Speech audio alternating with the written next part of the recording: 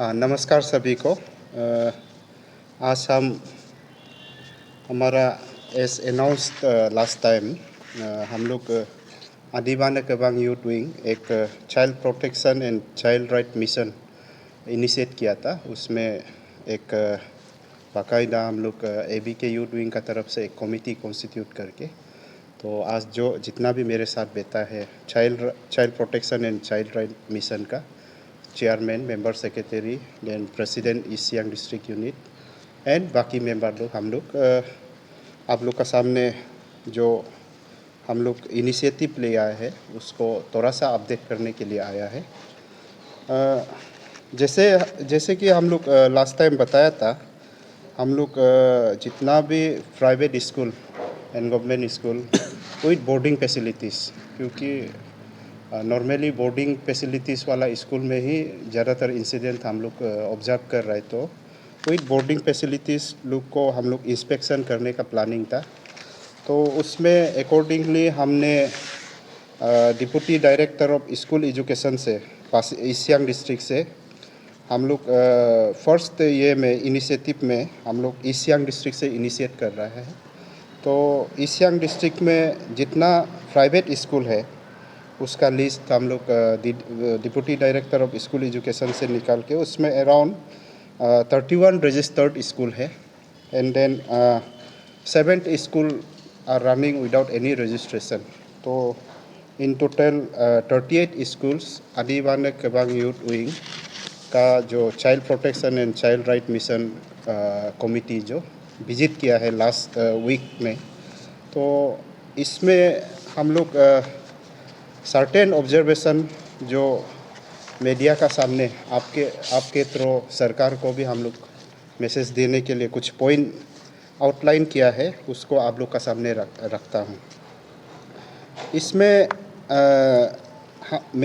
हम लोग का जितना कमिटी का रिपोर्ट का हिसाब से जितना भी स्कूल विजिट किया है around 70 to 80% infrastructure wise problem है। तो हमने अकॉर्डिंगली एक कॉम्प्रिहेंसिव रिपोर्ट बना के हम लोग एस एंड व्हेन आज तो संडे है, तो हम लोग most probably will be submitting this report to the deputy commissioner of the district as well as to the higher authorities of education department.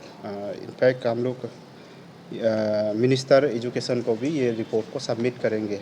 तो हमारा यही कहना है आदिवासी केबांग यूथ विंग का कि जितना भी अभी मेजर इश्यूज है हम लोग ऑन स्पॉट भी किसी स्कूल को जैसे एक स्कूल है आपका GNA इंग्लिश मीडियम स्कूल ओयान में, वहाँ पे हमने ऑब्जर्व किया कि एक ही हॉस्टल में, वो भी गर्ल्स का लेडीज़ का हॉस्टल में, मेल वार्डन एक ही रूम में विदाउट एनी ये बाउंड्री वॉल या विदाउट एनी ये साथ में बैठ रहा है। तो ये चीज़ ऐसा केस ऑब्जर्व हुआ है। देन आपका एक दूसरा स्कूल में वार्डन तो लेडीज़ है लेकिन वो अपना हस्बैंड का साथ बैठ रहा है गर्ल्स हॉस्टल का वार्डन में। तो ऐसे केसेस है जो कि इमीडिएट अटेंशन चाहिए था, उसको हमारा टीम जो लकीली हम लोग विजिट करके इंटरवीन करके करेक्टिव मेजर्स इनिशिएट करने के लिए हम लोग रिक्वेस्ट किया है स्कूल अथॉरिटी को, और स्कूल अथॉरिटी भी पॉजिटिवली रिस्पॉन्ड किया है। लेकिन मेजर इश्यूज है, सर्टेन मेजर इश्यूज है जिसको हम लोग भी अभी ही करो बोलने में प्रॉब्लम है। जैसे कि आपका इंफ्रास्ट्रक्चर इशू हो गया, आपका CCTVs हो गया, आपका जैसे बाउंड्री वॉल नहीं है या स्कूल का क्लासरूम ठीक ठाक नहीं है। तो ये सब इश्यूज़ को हम लोग जो हम लोग का रिपोर्ट कॉम्प्रिहेंसिव रिपोर्ट में हम लोग करेक्टिव मेजर्स का एक टाइमलाइन भी देगा। एंड हम आपके माध्यम से सभी स्कूल ओनर्स और स्कूल मैनेजमेंट कमेटी को भी हम लोग यही बोलता है कि जितना भी कमियां है, जितना भी शॉर्टकमिंग्स आदिवासी केबांग यूथ विंग ऑब्जर्व किया है, इसको बाय दिस एकेडमिक सेशन चूँकि अभी हम लोग स्कूल को अभी आप बंद करो बोलने से तो हमारा बच्चे ही वहाँ पर रहे तो उनका एकेडमिक सेशन मिड सेशन से भी आगे निकल गया है, तो अभी ऑलमोस्ट 3-4 मंथ्स ही है ये एकेडमिक सेशन कंप्लीट होने में। तो इंफ्रास्ट्रक्चर वाइज जहाँ प्रॉब्लम मिला है उसको हम लोग टाइम दे रहा है, ये एकेडमिक सेशन तक वो लोग कंप्लीट करना है जो करेक्टिव मेजर से। और जो जैसे कि अभी चाइल्ड सेफ्टी और सिक्योरिटी को लेके है इमीडिएट अटेंशन चाहिए, उसको तो हम लोग इमीडिएटली ऑन स्पॉट रिजॉल्व करने दिया है जहाँ जहाँ हम लोग ऑब्जर्वेशन मिला है। तो ईस्ट सियांग डिस्ट्रिक्ट में हमने आदिवाने कबांग यूथ विंग ने अभी 38 स्कूल को कंप्लीट जितना भी ईस्ट सियांग का स्कूल है सबको विजिट किया है। और इंस्पेक्शन के साथ साथ हमने 2 लेडी प्रोफेशनल के साथ, एक है आपका अनु तालोम, दूसरा रिपब्लिक जेरम, दोनों लेडी प्रोफेशनल को लेके एवरी स्कूल में हम आपका ये good touch and bad touch जो हम लोग का ऑब्जर्वेशन में इनफैक्ट टीचिंग ये को भी टीचर्स लोग को भी आइडिया नहीं है इसका बारे में, टीचर्स लोग को भी पेरेंट्स लोग को भी अवेयरनेस चाहिए, इनफैक्ट हम लोग ऑब्जर्व किया है।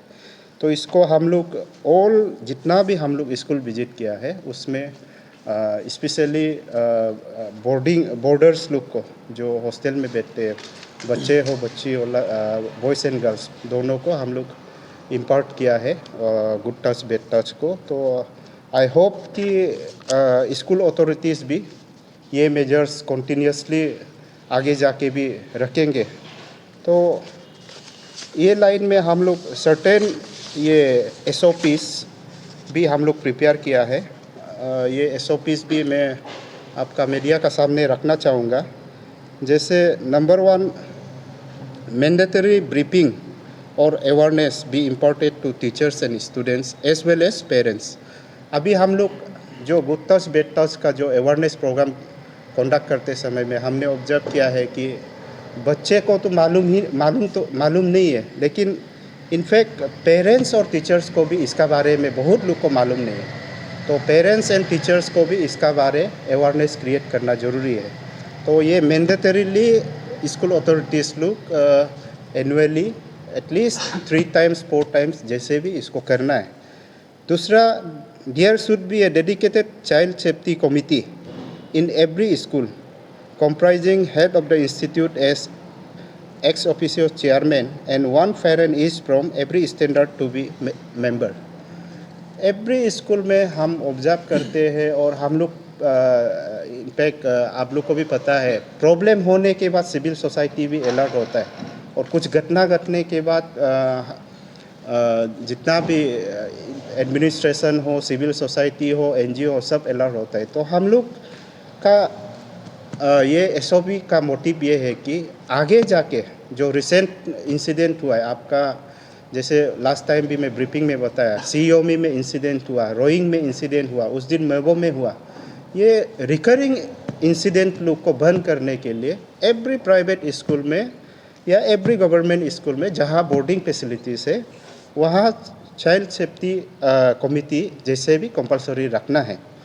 Then third point, there shall be a provision for complaint box, yes, feedback box in every class whose key shall be held by a parent member of the committee।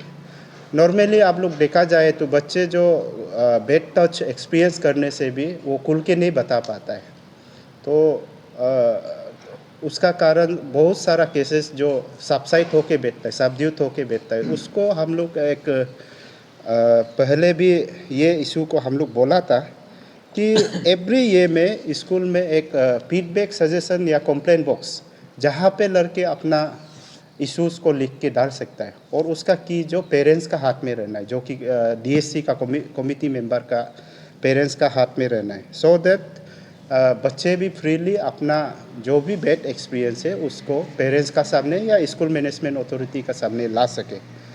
And then last but not the least, हम लोग एक बहुत serious issue observe किया है। जैसे पहले भी बताया, गर्ल्स स्टूडेंट थे लेकिन हॉस्टल वार्डन मेल्स है, तो ऐसा केसेस में ज़्यादातर इंसिडेंट ऐसा केसेस में ही हो हम लोग ऑब्जर्व करने मिल रहा है। तो हमने एसओपीज में ये पॉइंट को इंक्लूड किया है कि बॉयज़ हो या गर्ल्स हो, कंपल्सरीली जो बच्चे अपने कन्वर्सेशन वाइज भी आपका ये नहीं है, कॉन्फिडेंट नहीं है, वो लोग का सामने में हम लोग कुछ इंसिडेंट होने से भी वो लोग अपना पेरेंट्स को भी नहीं बता पाता है और स्कूल अथॉरिटीज़ को भी नहीं बता पाता है। तो उसके लिए हमने एसओपीज में ये इंक्लूड किया है कि आपका class LKG to class 5 mandatory होना है। एक ये वार्डन जो इसका लेडीज़ होना है। बहुत सारा स्कूल में हमने देखा है कि इसमें जेंट्स बैठा है और उसी से प्रॉब्लम शुरू होता है। तो इसमें हॉस्टल में बॉयज़ हो गर्ल्स हो, जो प्री प्राइमरी और प्राइमरी लेवल का जितना भी बॉर्डर्स है उसका वार्डन लेडीज़ होना है। तो ये सब को आपका सामने रखते हुए हम लोग ये मिशन को हम लोग आदि इनहेबिटेड एरियाज़ में, जैसे आपका सियांग डिस्ट्रिक्ट हो गया, अपर सियांग डिस्ट्रिक्ट हो गया, लोअर दिबांग वैली हो गया, CO में हो गया, हम लोग ये सारा आदि इनहेबिटेड डिस्ट्रिक्ट में ये मिशन को कंटिन्यू करेगा। और हम लोग इनफैक्ट जितना भी अभी स्कूल विजिट किया है इसका भी हम लोग जो करेक्टिव मेजर्स जो सुधार लाने के लिए हम लोग रिक्वेस्ट किया है उसको भी बाद में मॉनिटर करेंगे। तो यही था आप लोग का सामने ब्रीफिंग करने के लिए। Thank you. सर, आपने कहा कि क्लास 1 टू जो 5 का जो स्टूडेंट्स जो हॉस्टल में रहते हैं उनके लिए लेडीज़ जो वार्डन है मैंडेटरी किया जाए, लेकिन सर मुझे लगता है कि जितनी भी स्कूल 11-12 तक या फिर कॉलेज तक भी जहाँ हॉस्टल रहते हैं लेडीज़ वार्डन वहाँ भी होना मैंडेटरी है, क्योंकि लड़कियाँ का आजकल जो केस होता है वो बहुत ज़्यादा निकल रहा है। तो आई थिंक हर जगह मैंडेटरी होना चाहिए लेडीज़ वार्डन मेरे हिसाब से। हाँ, ये आपने सही पॉइंट ये किया है। इनफैक्ट इफ़ पॉसिबल वो होना चाहिए, लेकिन हम लोग जो अभी का SOP में अभी तो आप देखने से इवन प्राइमरी लेवल ये में भी आपका जेंट्स ही ज़्यादातर है। तो उसको हम लोग इमीडिएट ये के लिए एक्शन के लिए इमीडिएट इसको रिजॉल्व करने के लिए अभी का हम लोग का प्रोएक्टिव सजेशन है। फ्यूचर में जाके इन कंटिन्यूएशन अगर आपका स्कूल लेवल कॉलेज लेवल तक जहाँ भी आपका बोर्डिंग फैसिलिटीज़ है उधर लेडीज़ रख पाने से तो बहुत ही अच्छी बात है।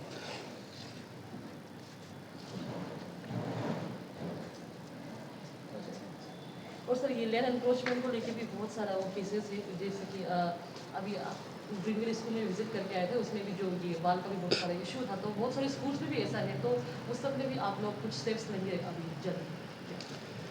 हाँ, हम लोग जितना भी इसमें आप देखिए, इसमें लास्ट टाइम जैसे मैं बताया था आप लोग को, डिपार्टमेंट ऑफ एजुकेशन जो government of Arunachal Pradesh within the territory of state of Arunachal Pradesh का अंदर में जितना भी कोई भी हो स्कूल चलाने से सर्टेन गाइडलाइंस एंड मैंडेटरी ये है, चेकलिस्ट है। इसमें 22 नंबर्स ऑफ ये है वो क्राइटेरिया है। ये सारा क्राइटेरिया को हमने चेक किया। जहाँ जहाँ प्रॉब्लम मिला, जैसे आपका कोई स्कूल में CCTV नहीं है, कोई स्कूल में आपका प्लेग्राउंड नहीं है, कोई स्कूल में आपका टीचर्स का क्वालिफिकेशन नहीं है, तो वो सब मेजर है प्रॉब्लम। लेकिन उसको हम लोग एक सर्टेन टाइम दे के करेक्टिव मेजर्स करवाएंगे, क्योंकि उसको नीजर रिएक्शन करके अभी करो बोलने से भी स्कूल शट डाउन का पोजीशन भी आता है। तो सिंस ये हमारा स्टूडेंट लोग का ही एकेडमिक कैरियर पे ये असर होगा बोल के हम लोग उसको सर्टेन टाइम दे रहा है। जो इमीडिएट अटेंशन चाहिए उसको हम लोग ऑन स्पॉट करेक्टिव मेजर्स करवाए। तो रिगार्डिंग लैंड एनक्रोचमेंट भी जहाँ जहाँ प्रॉब्लम एक्सपीरियंस किया है हम लोग, जैसे पहले बताया है, एक कॉम्प्रिहेंसिव रिपोर्ट हम लोग बना के district administration and department of education को हम लोग रिपोर्ट के साथ सजेशन करेक्टिव मेजर्स का सजेशन हम लोग सजेस्ट करेंगे और उसको एट एनी कॉस्ट इम्प्लीमेंट करवाएंगे हम लोग। सर, जो अभी आप लोगों ने जो पॉइंट जो दिया है, जो कंडीशन जो स्कूल वालों को दिया ना सर, और वो लोग उसको फेल होते हैं तो सर आपकी तरफ से क्या एक्शन लिया जाएगा? नहीं, इसमें सरकार का ही अपना गाइडलाइन में क्लियर है। जो ये गाइडलाइन को फॉलो नहीं करता है वो स्कूल चलाने का राइट नहीं है। तो अगर वो लोग हम लोग बच्चों का एकेडमिक सेशन को सोच के ये रिमेनिंग 3-4 मंथ्स जो एकेडमिक सेशन बचा है उसको वो लोग को करेक्टिव मेजर्स के लिए टाइम दे रहा है। ये समय में अगर करेक्टिव मेजर्स नहीं किया तो हम सरकार को लिखेंगे और नेक्स्ट एकेडमिक सेशन से हम उनको एडमिशन करने नहीं देंगे।